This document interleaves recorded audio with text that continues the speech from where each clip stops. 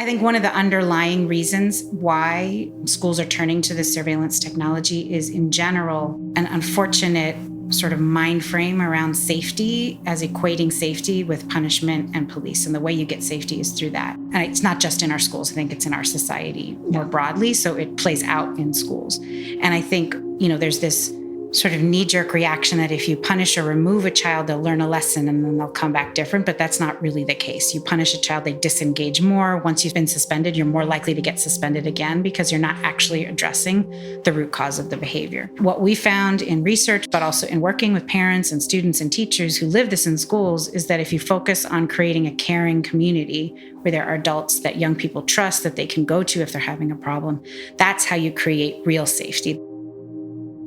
But have you ever thought, what if this is all just a dream?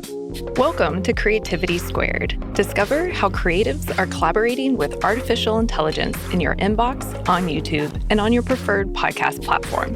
Hi, I'm Helen Todd, your host, and I'm so excited to have you join the weekly conversations I'm having with amazing pioneers in the space. The intention of these conversations is to ignite our collective imagination at the intersection of AI and creativity to envision a world where artists thrive. Just a dream. For the 61st episode, Creativity Squared has partnered with TCIA, the Twin Cities Innovation Alliance, for a special 3-part data justice series. The intention of these conversations is to invite the audience to reimagine our relationship with the future. TCIA is a coalition of cross-sector stakeholders building and developing problem-solving ecosystems in collaboration with communities. These interviews feature the distinguished speakers from TCIA's 2024 conference, D4PG, Data for Public Good. D4PG taps into the collective power of community-based changemaking through technology, democracy, and justice. The timely and important themes from these interviews include co-powering, digital justice, data privacy, AI in education, Afrofuturism, and the power of narrative for social change. Today's episode guests in part 2 include: My name is Walter David Grayson. My name is Ruth Idakula. My name is Liz Sullivan-Yuknes. My name is Tanya Clark. My name is Dr. Eric Solomon. For more information on these speakers and the topics they discuss, and to support their organizations, visit creativitysquared.com for the blog post accompanying this episode.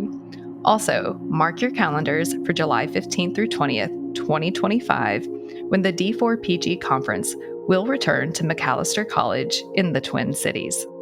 With that, the mic is in the hands of our guests and their thought-provoking interviews. Enjoy.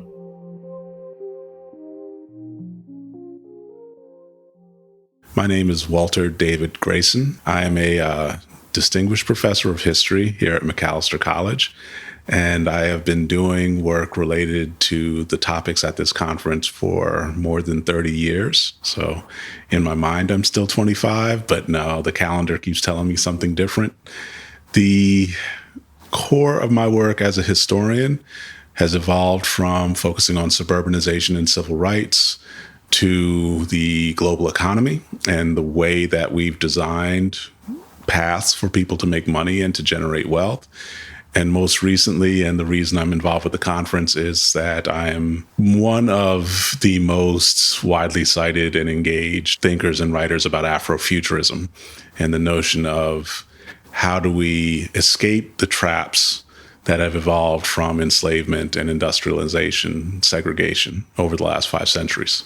I am here to speak about today and tomorrow the concept of Afrofuturist indigenous design, and my work grows out of urban planning. How do we build cities? How do we create road networks and energy systems? And what do we do to create a more sustainable planet? And so those are the things that the participants will get to do as a part of the workshop tomorrow. This topic is so important to me because we're living in the midst of global climate change. And some 3 to 4 billion people will face displacement, starvation, various kinds of disease over the next 2 generations. And so coming up with solutions right now that are empowered with all of the resources that we can provide, this is a matter of human survival. The key message from my 2 presentations focus on human ingenuity and creativity. So much of the Data for Public Good event focuses on questions of artificial intelligence. And before I ever became a historian, I was a software engineer. I spent more than a decade learning to code and to design games like Assassin's Creed, things that are these immersive, interactive platforms. And that led to me working with Marvel Comics from 2001 to 2008, where I got to create the blueprint for Wakanda that showed up in the Black Panther movies. And so that kind of work, as fun as it was for me, is now vital for everybody to reimagine what their communities look like, what kind of houses they live in, what kind of transportation they use. How do we begin to imagine our food and our energy systems more creatively in a world that is insecure? So the key takeaways are that people don't assume that everything that exists around them has to be the way that it is. That's the practice that's going to come from the conversation tomorrow, that you don't have to sit in your car for whatever amount of time you need every day to commute from place to place. You don't need to rely on electricity. You don't have to have lots of single-family houses that carry 30 and 40-year mortgages on them in order to have a good life.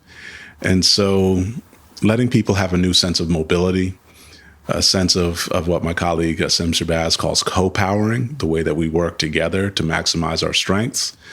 Those are the reasons I'm so honored to be here and to be able to share this conversation with the amazing people that are at all the sessions. So one of the areas that I spend a lot of time presenting on and discussing focuses on the most important pieces of this moment.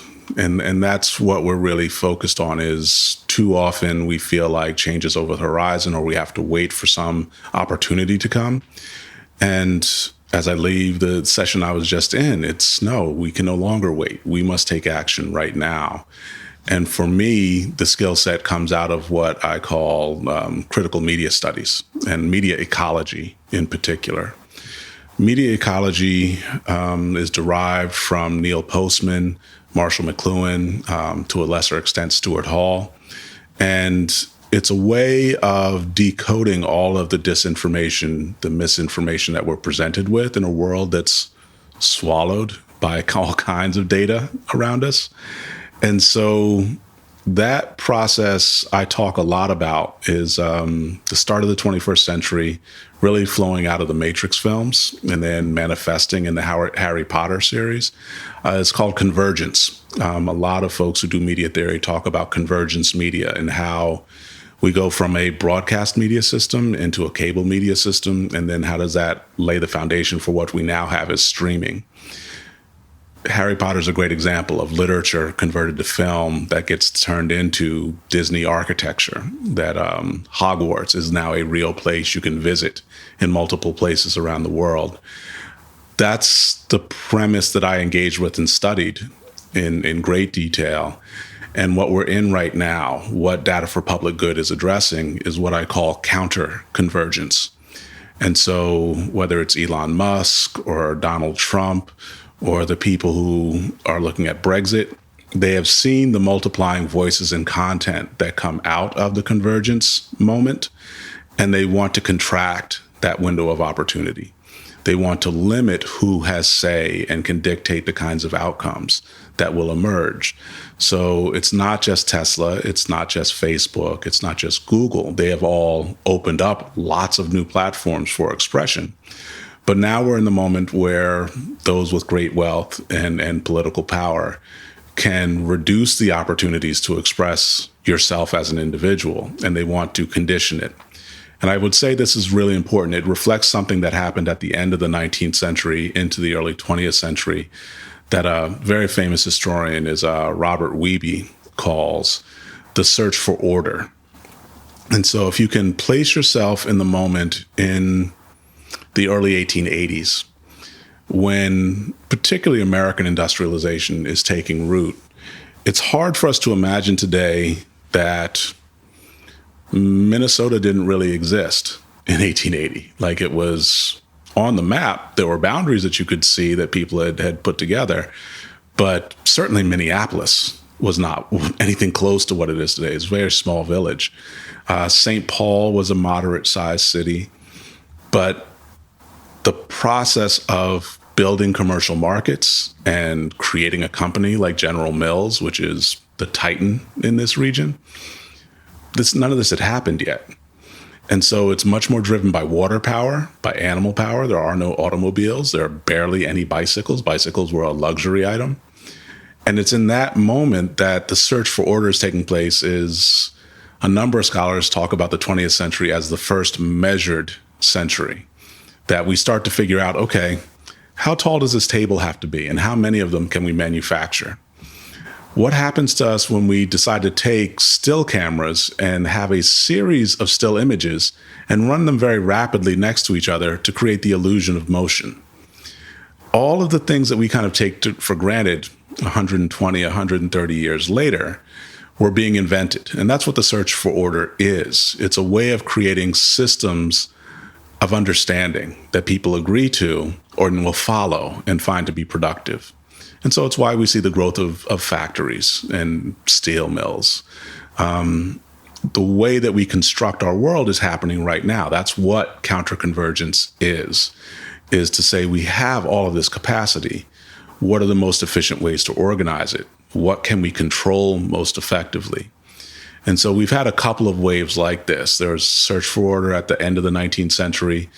We get a real fight over the search for order in the wake of the civil rights movement through the late 1960s and early 1970s. It's why we get mass incarceration and the prison industrial complex. It's an attempt to impose on people who gets rewards, who gets punished, and why. And so that's the moment we're in right now, where whether it's China or Russia or Brazil or Ukraine or the United States or Great Britain, there are just massive debates about what the ongoing reward structures are going to be. How do we have to exist within them? And then who do we punish for not behaving in the ways that we, as authorities in shaping this, approve of? The path forward is hard. It is a difficult thing. There isn't just one. And that's one of the most difficult things for us to grapple with. This is where I open the conversation up to our participants during the workshop tomorrow, that we can't look at simple solutions any longer. It's a really amazing presentation by the Royal Society of Arts in London that featured Manuel Lima, who is an evolutionary biologist. And he talks about the history of knowledge, where in most of literature, when we think about how information is organized, writers have used trees to try and explain, okay, well, there's this root knowledge, and then it spreads out into all these branches. And of course, colleges and universities are an example of this. We start with a general education curriculum that's typically about English, humanities, social sciences, basic math, basic scientific approaches, and then you get off into the branches of all the majors and all the different areas of inquiry. And that's where you get more advanced and specialized and start to do things that you can take out into the world that have value. What Lima shows us for the Royal Society of Arts is that those are problems that are solved in the early 20th century of organized simplicity. And as we solve those, what Einstein really does, coming through the middle of the 20th century, and it's not just Einstein, I mean, Edison lays foundations for this, but we start to ask questions about organized complexity.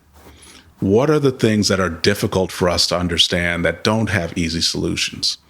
And what happens once we get past IBM, the major broadcast networks like CBS, ABC, NBC, is disorganized complexity, or what looks to us like chaos, which is what we're grappling with now. So your question goes to, how do we move forward in a world that appears to be chaotic to us? And the challenge that we're meeting at this event is that we're becoming smarter. We're able to do more than one thing at once. People can talk about multitasking and neurologically whether it makes sense or not, but we process things faster because we are more productive than our parents and our grandparents were. For me personally, what I understand is a year is a really long time. What I can do in a year now, when my career started, it might have taken me 5 or 7 or 10 years to do. Just the level of production I'm capable of because of all the sociological and technological changes is much larger. So that's what we're here to share, is how do we grow that capacity, especially for young people, especially for people 8 to 35 years old. How do you grow your capacity to manage a really disorganized and complex system so that you can provide multiple solutions moving forward, that you're not just doing one thing that is probably going to be obsolete within a year or two. My favorite example of this that I teach is the way that people talk about information reproduction. It took 500 years, from 1400 to 1900, to double the amount of information that's written in human civilization. 500 years.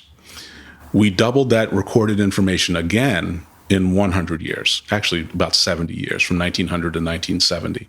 Now, because of digital technology, we double the amount of recorded human information almost 22 days. It's actually a little bit under 22 days. And so there's just massive amounts of data for us to manage. And as we go forward and we look for solutions, it's not just enough to work at one level.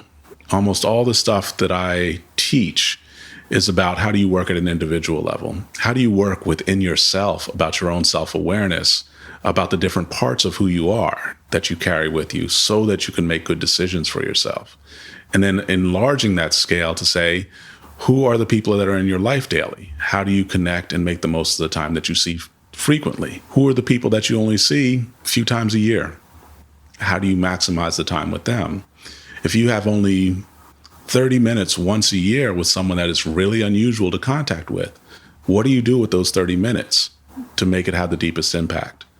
How do you engage in self-care across all those levels? So the multifaceted nature of the solutions are represented here at the conference. What I end up doing in the work I do with Afrofuturism and indigenous design is to look back at the world that we've lost 500 years ago, before Europe really colonized Western Hemisphere, Africa, and Asia. And there are so many extraordinarily beautiful solutions to this kind of problem that if we move back in the direction, in this region it's the Dakota and the Ojibwe, to a lesser extent the formerly enslaved migrants who come into the area, there is embedded knowledge and practice in what they brought to this area that we've ignored or suppressed for 150 years and more in the case of the indigenous.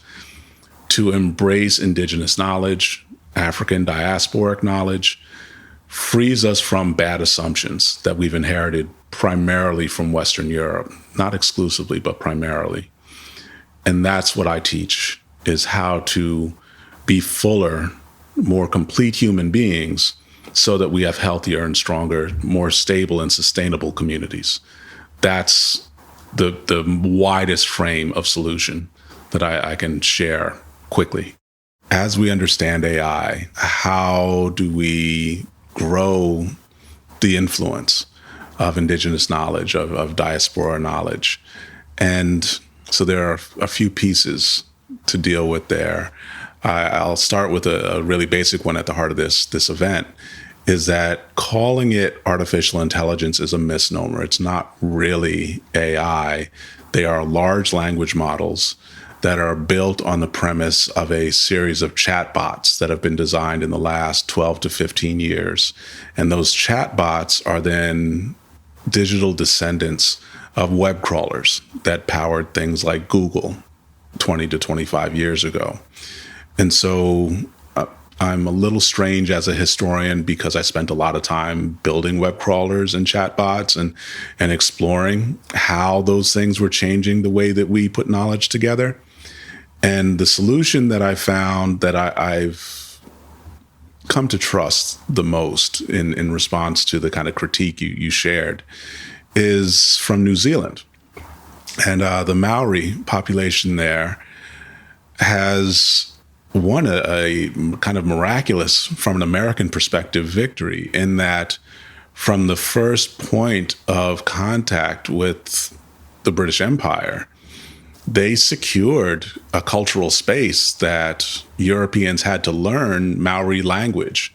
And so their school system teaches Maori tradition, Maori vocabulary from the first days of elementary education. And for all the students, no matter what their heritage is, they have an additional way of thinking that creates a different kind of creativity. And there are people who try to repress it and try to minimize it. But it's really difficult once folks have learned to think differently at an early age to then remove that skill set from them. And so in the context of large language models and chatbots, what I've found to be effective in the last few years is beginning Indigenous language instruction at age 2, 3, 4, and 5, just so that the multilingual framework, and this has been true here in Minnesota for some time, that when you learn other languages, your mind is just more open and more creative. And I think that's a really huge thing. My last piece of the answer, I gave a keynote on artificial intelligence a couple months ago in New Jersey.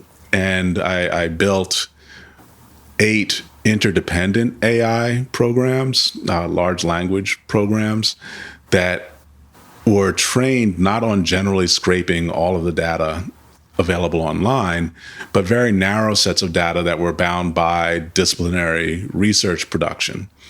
And so the first couple were based on religious studies scholarship, theological studies scholarship, and ethics, philosophy scholarship.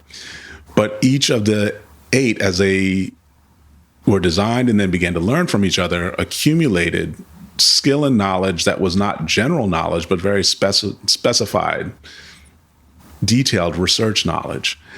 And it gave the final versions 6 through 8, a kind of ethical guideline that made it value human life and human creativity. It gave the models a sense of humility and restraint about what could be said, what couldn't be said, what was appropriate to say in different contexts. And so being more thoughtful about the way we do digital design, and I'm eager to get to the place with some of my research partners that we can do it across multiple language structures. I think if we are not so much in a rush to just produce the thing that makes the most money, we can produce digital tools that actually amplify and dignify the massive amounts of human intelligence work that we've done for thousands of years. So the 2 questions are really focused on immediate decision-making, what is a good choice, and then what a potential outcome might be from making better choices. The initial step for me, I advise everybody to be really thoughtful about how they engage online. So I started a number of years ago recommending people restrict the amount of television they watch and restrict the amount of time that they listen to whatever digital media they encounter. Being thoughtful about what you choose as entertainment and how you engage with it. And really just connecting to the other people in your life more, giving more face-to-face to people is a huge deal. And I would definitely recommend that. In terms of outcomes, what I see, what I work towards with great determination and forethought, and a good colleague of mine, Rashida Phillips, has an amazing new book out on this topic, is to escape the way that authority shapes our time. And so when time constrains us, when we let the bells of work and school shape where we're doing something and why we're doing something, we give away most of our freedom. And so I am very determined to get to the place where we have a 3-day work week and a 4-day weekend at minimum. And I think that's a really conservative goal. I think we can get to the place where on a daily basis, we work for 4 or 5 hours a day doing something we really enjoy. And then the rest of the time is us for our recreation, to spend time with people we care about, to enjoy the things that we want to enjoy. That's the world that my work points us towards, is individual and community freedoms being maximized. The amazing new resource with my dear friend Tim Fielder, and also my sister Christina Lamatina, my amazing graphic designer Rupa Dasgupta, is the graphichistoryofhiphop.com, or the Graphic History Company. It's been #1 on Amazon for almost 3 months. We've just come from the National Museum of African American History, the Metropolitan Museum of Art in New York City. We're going to Comic-Con next week. It is less than 100 pages, but it is a life-changing experience to sit and experience the history of hip-hop that way. And so that's where you'll find me.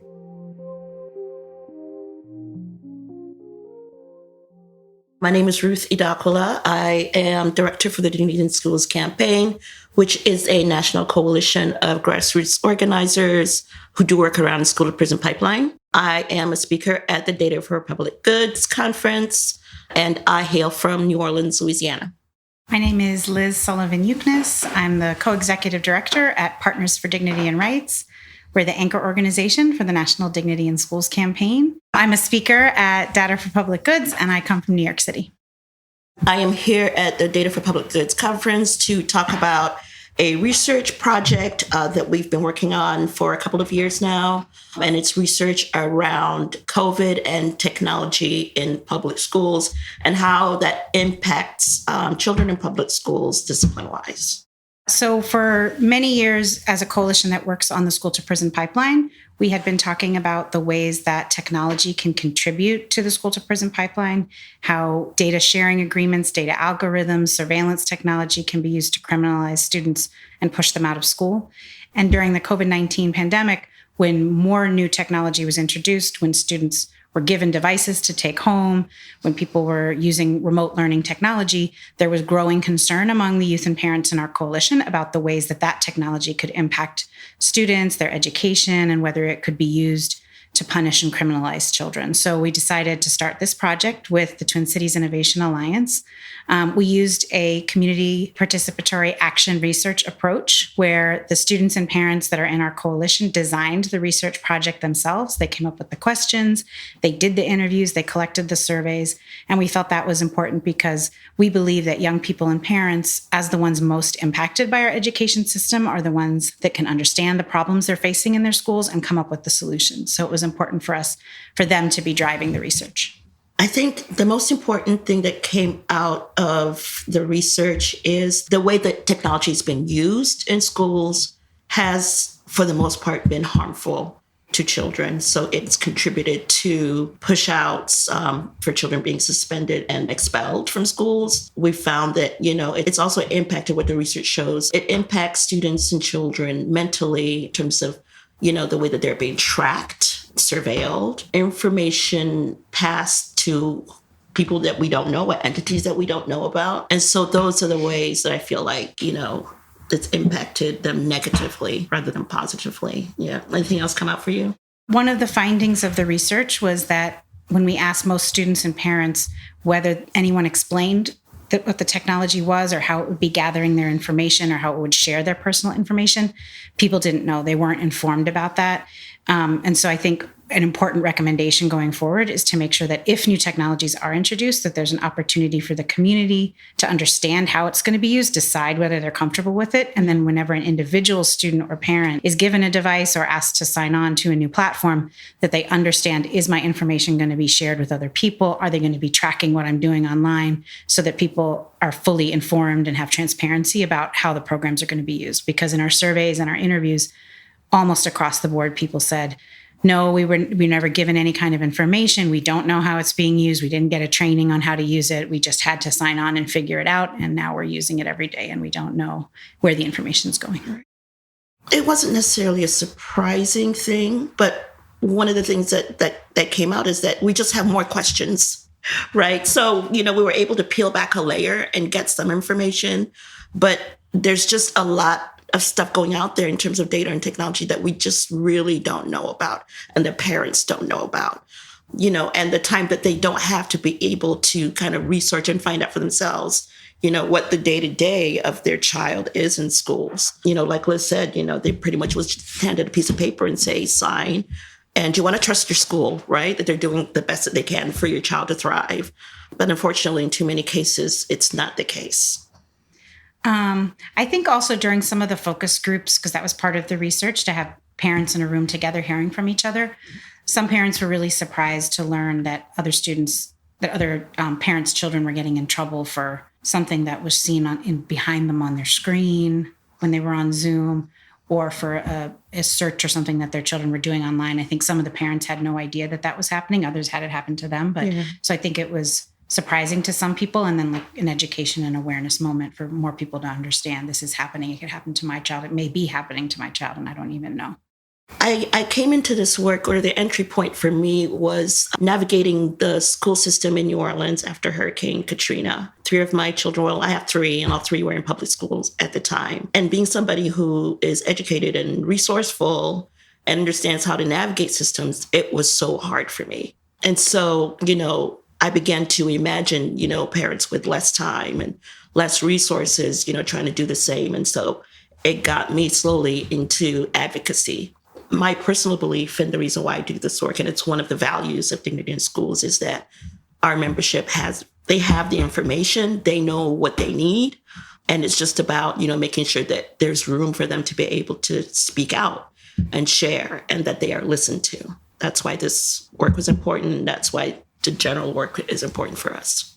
It's important to me because I have 2 young nephews who are in New York City public schools and elementary school, and were remote learning during COVID and are still using a lot of those online platforms to submit their homework and do other things in their schools. And so I want to make sure that them and other children like them and their families understand where the information is going, and make sure that it's not being used to track or monitor or label them in any negative ways. And then I think more broadly, the Dignity in Schools campaign has been around for almost 20 years. It started in 2006. And over the years, we've had a lot of victories in different parts of the country. We've been able to reduce the use of suspensions for minor infractions in the classroom. In some places, we've been able to remove police from schools. And I think the new wave of introducing new technologies, especially when it's being used as part of a surveillance and monitoring program, is a way that we're going to roll back a lot of those victories around school discipline. Our goal is to promote more positive caring approaches to discipline through things like restorative justice, through social emotional learning. And if information technology is being used to track kids, to feed information to police departments, it's really undermining all of that. So I think broadly for the education justice movement, it's important that we're really careful about what technology is being used in schools and how the information that's gathered is used. Yeah, it's almost like they replaced the police presence with the technology, right? So you don't actually need the bodies in the physical space anymore. You can use other methods.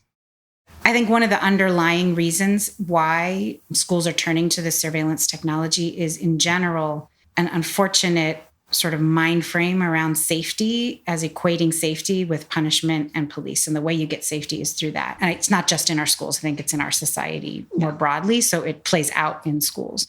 And I think, there's this sort of knee-jerk reaction that if you punish or remove a child, they'll learn a lesson and then they'll come back different. But that's not really the case. You punish a child, they disengage more. Once you've been suspended, you're more likely to get suspended again because you're not actually addressing the root cause of the behavior. What we found in research, but also in working with parents and students and teachers who live this in schools, is that if you focus on creating a caring community where there are adults that young people trust that they can go to if they're having a problem, that's how you create real safety. That's how you prevent misbehavior from happening in the first place. But also if conflict or problems come up, you're able to address them by talking about what's going on. And so what we promote, instead of things like surveillance technology or policing or high suspension rates, is training students, parents, families, teachers, other staff in the school in using things like restorative justice and social emotional learning, so that you're building skills to deal with conflict, and that so you have trained adults to help resolve things when they come up in school. peer-to-peer restorative justice and mediation is also really powerful, especially in high school. So a lot of places around the country, there are young people being trained as restorative circle keepers to work with their peers when a student might not feel comfortable going to a teacher, but they know there's a team in the school of other young people they can go to. And then in some places like Chicago, there's also parents who help run the peace centers in schools and who lead circles with kids. So those things are more effective, more positive, and they help keep kids engaged in school instead of processes that are just going to disengage them and get them kicked out. It seems like as a country and a society, we are investing less and less in just public goods generally.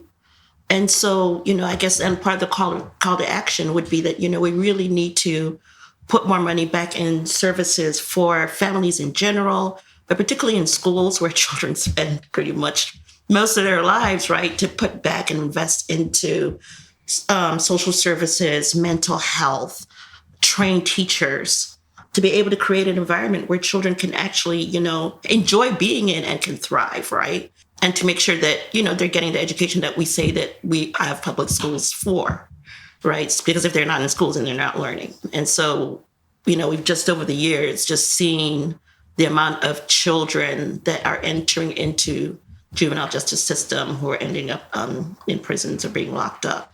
And, we're trying to prevent that and mitigate that and, just shout from the rooftops that there are better ways to educate our children. It's not that we know the research, we know what works, so why aren't we doing it? And invest in that instead of technology that's that's being used to pretty much criminalize children. Yeah, and I think there's this trend and excitement in some districts for leaders to invest in this new technology. I'll use an example from New York City, where I'm based. This year, the mayor proposed huge cuts to the public education system. People fought to prevent the cuts. But one thing that was never on the table to be cut, and in fact had $75 million new dollars invested in it, was auto-locking doors and camera technology. At the same time, we had to fight to keep only $17 million for restorative justice. Right. So it's like the priorities are so off to try to move towards what seems like, some sexy new technological advancement when what you actually really need is people in schools to work with children directly and build those relationships, not, auto-locking doors or surveillance cameras. So I think in this moment when people say money is tight and they're trying to cut things, there's always money for these other things. Fancy, surveillance-related technology and not enough for the human side of education. Folks watching can go to their school districts and ask what kind of programs and information technology is being used in the schools. Ask what are the contracts? How much is it costing? Ask how the information that's being gathered through those programs is being used. Try to push for that transparency and get as much information as you can. And then you can reach out to other organizations in your community if you feel like they're doing something that isn't right, to figure out how to help organize and push back against what's happening and change it. You can find us online, Dignity in Schools campaign. We are open to talking to anybody about what's going on, no matter where in the country you are. And we're online. Dignity in Schools campaign is our website. And you can find Liz's information on there, my information, also our phone number. So you can also call. We're willing to talk to anybody anytime. So we want to offer as much support as we can offer. Stay tuned, because every year in October, we have a National Week of Action Against School Pushout, where there might already be an event in your local community that you could participate in, but you could also sign up and host an event. So check out our website at dignityinschools.org.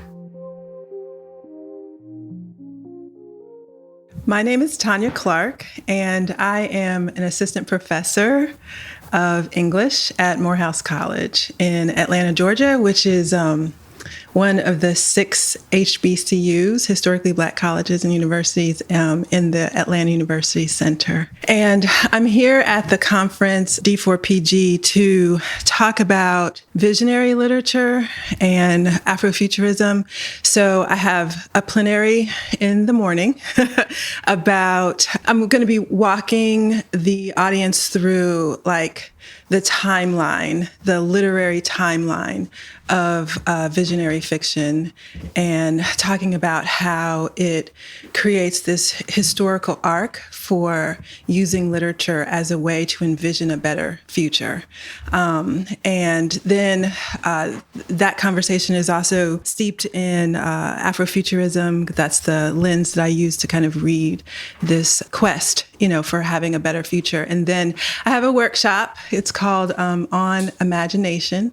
And it is where I get to pay homage to Phyllis Wheatley and talk about the ways in which she is thinking about imagination and the power of creativity. And then we're going to use that as a segue into thinking about what imagination looks like in our contemporary moment, and then doing some fun interactive activities.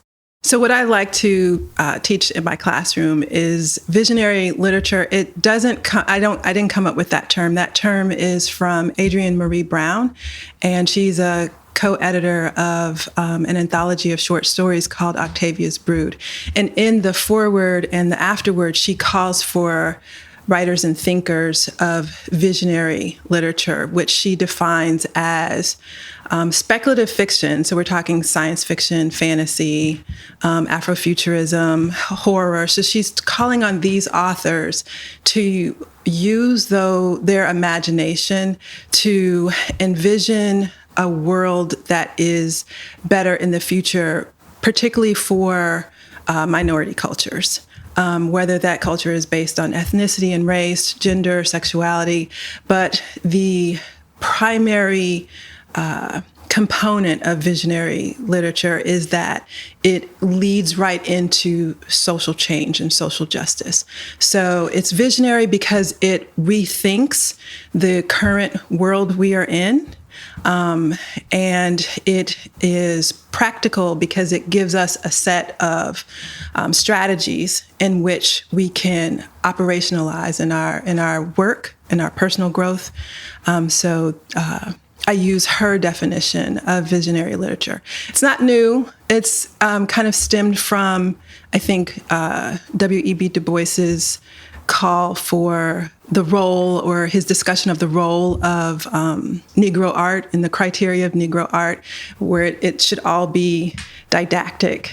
It should all be propaganda, right, to kind of advance the racial question in the racial debate. So I think it comes out of that history. And it's important to me because being at a historically Black college like Morehouse, which is for all males, and then also being a boy mom, it lets me, I live in an everyday existence where as my children get older, I have twin boys who are 11. So as they get older, they get more and more vulnerable to the ways in which the world views them just because of who they are. And so visionary fiction, Afrofuturist thinking and fiction, it allows me to kind of help them see themselves in a way that fights against the status quo about who Black males are.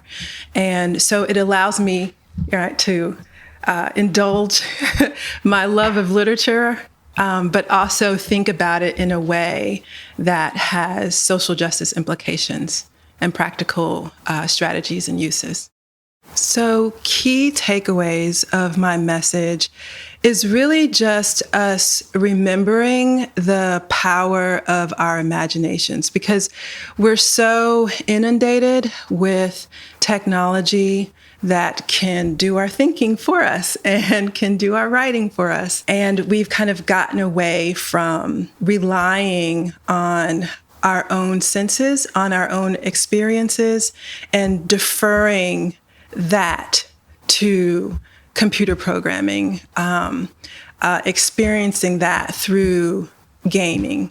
And not that those things don't have a place in our world, but at the moment, it feels like those things are becoming young people's kind of go-to.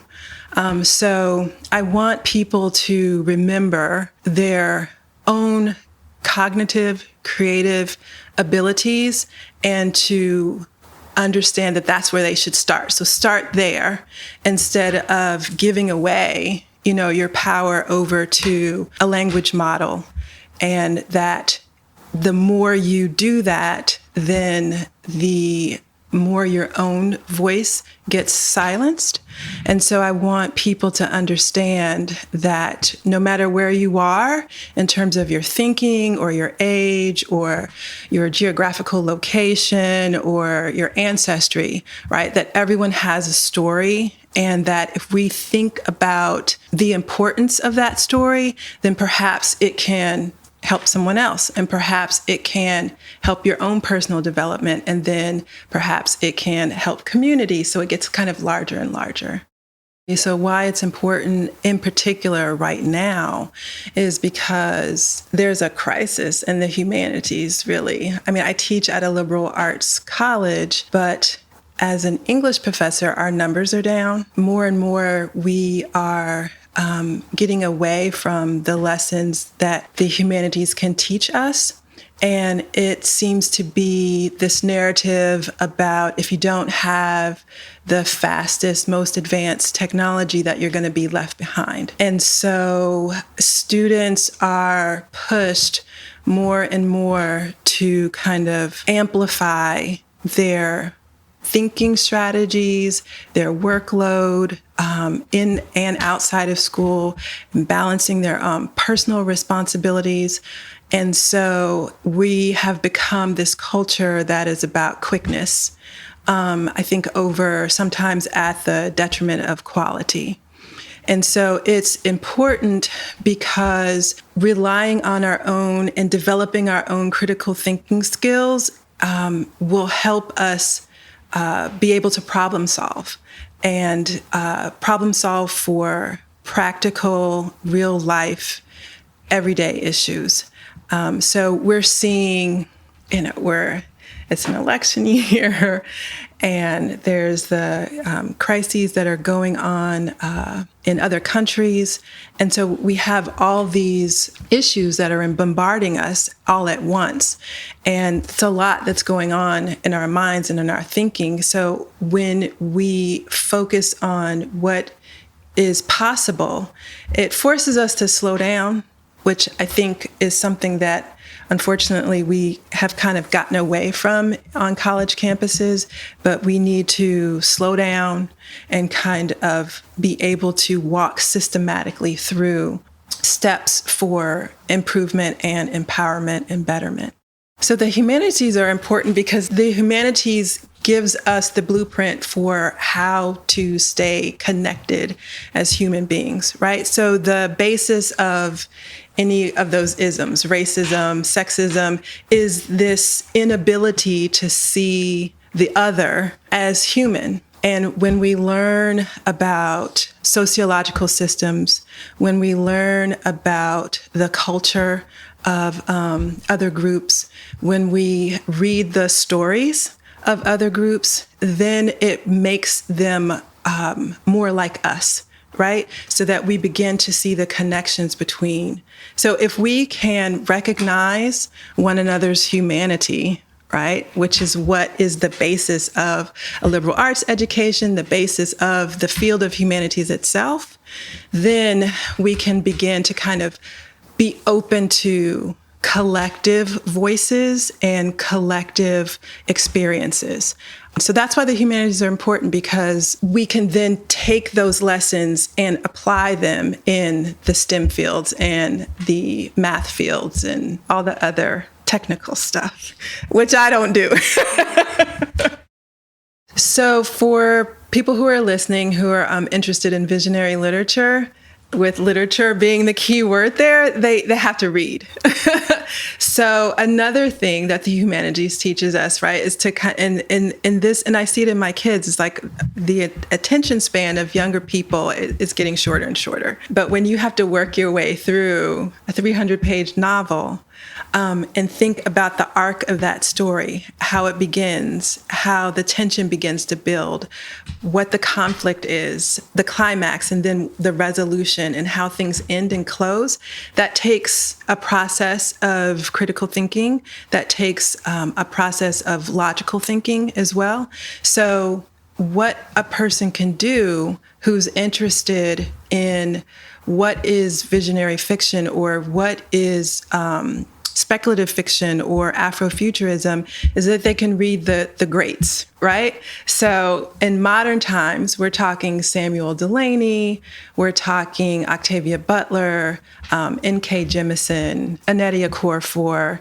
But when we think about it historically, kind of before these academic labels were created, people of color were writing speculative fiction. I mean, you can think about, well, I think about slave narratives as being a form of speculative fiction because you had enslaved people who were writing about the possibility and the right to be free, right? And the plan that they took in order to make that happen, right? So they created a better future for themselves. So we can think of Frederick Douglass, we can think of Harriet Jacobs, but then also there are thinkers and philosophers like W.E.B. Du Bois that you need to read also. So there's genres from across time that I would say that people who are interested in seeing how fiction can be instituted as a social justice strategy is to read other fiction, is to read literature. So a better future for me looks like inclusion, right? It looks like collaboration. What we would say here at D4PG is what I'm learning from last year is co-powering, right? So all sitting together at the table and offering our stories, but then taking those stories and seeing, okay, where are the similarities, where are the differences, and how can we put them into effect for the future. So I'm thinking about it through the lens of being a mother, through the lens of being a professor and an educator, through the lens of being a Black woman. So a better world for me is one where people can bring their intersecting identities to the table and not have to apologize for those, not have to justify them, not have to explain them, but just offer them up.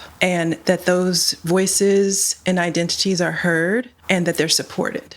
So yeah, a better future is one that is diverse, it's one that is collaborative, and it is one that is, all-inclusive. If people want to learn more with the TCIA folks, we're going to be starting a book club through Amazon Books. And so we're going to be curating a book list, a reading list, and I would start there. So when that link and website is all built out, we will share those things and we will have regular discussions. And because it's digital, there'll be kind of ongoing discussions and you enter where you are. And they will have those foundational books across genres. Because, as a professor, I'm teaching students from all kinds of majors. So we're not just kind of thinking about fiction and literature, but also where these narratives are coming up in other genres and other fields. So I would say start with our book club.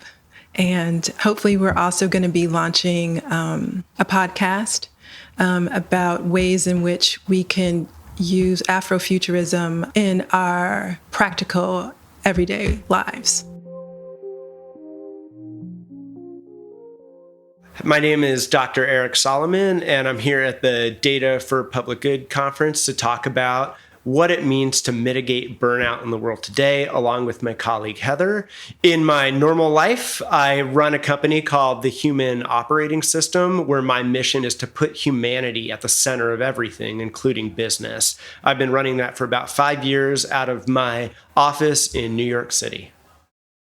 This topic is really important to me because As much as there are all of the internal factors that we deal with whatever we're doing in any organization that contribute to burnout, the external factors of the political landscape we're in, and then, of course, emerging technology and everything that's causing in terms of anxiety seeps into our systems. And for many of us, we sweep it under the rug without realizing that it's chipping away at our well-being. And so it's really important to focus on what it is that's creating balance in our lives today and how that might contribute to potential burnout so we can stop it before we get there. Really, the key message that we want people to walk away with is that people have agency and control over this. And we call it this idea, if you think of we think about low-hanging fruit all the time. Well, we take it a step further and we call it making the jam. It's the stuff that's on the ground that's easy to pick up that you can do tomorrow to help mitigate that burnout. So we want people to really understand that it's within their control to take small atomic little actions to help with the burnout today. So, the actions really revolve around what we call our wellness wheel, and we'll go into a lot more of that. But we want people to take away specific actions. Like one thing that's so easy to do is to take a look at your calendar, your busy calendar, and eliminate one meeting a week from that calendar that you absolutely don't need to have. And that helps mitigate feeling like you have control over your time. Another really simple thing to do, and it sounds so silly, but we forget to do this in our always on virtual worlds, is to take 20 minutes and have coffee with somebody in real life. Get outside, have face-to-face interactions with people in a way that doesn't feel forced, but in a way that feels natural and organic to who we are. This topic's really important in this moment in time because we've, really for the last almost 2 years now have been at the dawn of the new AI explosion, and everything's coming at us. It's everything all at once, all of the time at this point. And it's hard to keep up with everything that's going on because we know that we have to implement and do something with this, but it's causing unforeseen, unintended outcomes on our well-being and on our behaviors. So it's critically important now because Moore's Law used to say we're going to innovate every 2 years. Well, now it's every 2 months. Soon it's going to be every 2 weeks. Then it's going to be every 2 seconds. And then we're really going to be in it. So we've really got to take a look at what's going on now and take a step back and mitigate this burnout. Staying optimistic and hopeful and curious in this time, it really, and we'll talk about this when we give our talk, but for me, it really is thinking about this, what I think of as this line of humility and this line across a page. And at any given time, we're either above or below this line. And it sucks when we're below this line because that's when we're committed to being right and we're closed and we're defensive and we think we're right. And, that doesn't work very well in personal relationships. It doesn't work very well in business relationships. So we try to be above that line. Instead of saying that we're committed to being right, we're committed to learning. We're not closed, but we're open. And we're not defensive, but we're curious. So I think for me, maintaining that daily of how do I get above that line to keep that curiosity going helps me keep optimistic even when things look dark. And sometimes they do.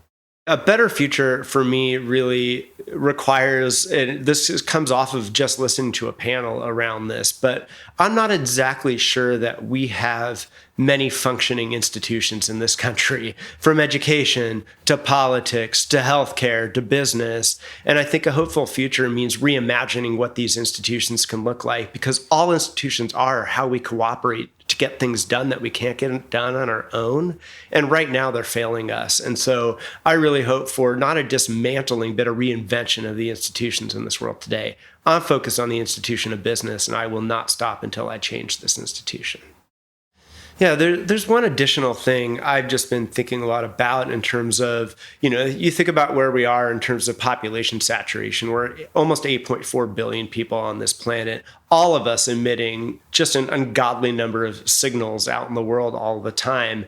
And I think this is really, especially at the face of dealing with anything with Gen AI and all of the stuff that's coming at us, we're losing a sense of who we really are. And so one of the things that I'm most passionate about that I'm working on is what it means to be out of sync and what it means to navigate identity in a world that loves labels. So here we are at a time where it's more important what flag you fly and what you post than it is to figure out who you really are. And so I think this really ties into the wave of technology. It's so easy to get lost in the tech, so easy to get lost in the hope and the details of that, but we need to return back to who we actually are. And that relates to the work that I do with the human operating system. You've got to build your human operating system, you've got to install it, and of course you've got to update it when it goes out of fashion. So for me, this is one of the most central things that's facing us in our time today, is figuring out who we are in the midst of things that are facing us to tell us that we don't know who we are. Another reason why this work is so important to me is based on the career that I had. So when I first started, I co-founded a team at YouTube back in 2010. And the internet in 2010 was everything. It was Nyan Cat, Charlie Bit My Finger, Double Rainbow. It was a pretty clandestine, amazing place. Fast forward to the time when I ran global marketing for Instagram, and I had already destroyed democracy and done other things like, cause a tremendous amount of social addiction among teens, where we've got some teens spending up to 18 hours a day on TikTok. I'm not even up 18 hours a day, and this is where we're at. We've got a political system where 70% of voters feel like they can't even have a conversation with somebody that's on the other side. And we're at a point in time where 1 out of 4 men in this country claim to have no close friends. So I see all of these unintended outcomes. I didn't set out at YouTube. I worked at Spotify, Google, Instagram to cause these problems, but these are the unintended human consequences of these things. And I'm very concerned if we don't have our eye on those consequences in the age of AI, those consequences could end up being worse than the ones that I helped instigate in the first round of social media.